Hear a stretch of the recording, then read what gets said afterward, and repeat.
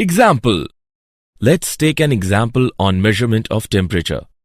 A newly designed thermometer has its lower fixed point and upper fixed point marked 5 degrees and 95 degrees respectively. Compute the temperature on this scale corresponding to 50 degrees Celsius. Let's see the solution. Let theta be the temperature on the scale corresponding to 50 degrees Celsius. Then theta minus 5 upon 95 minus 5 is equal to C upon 100.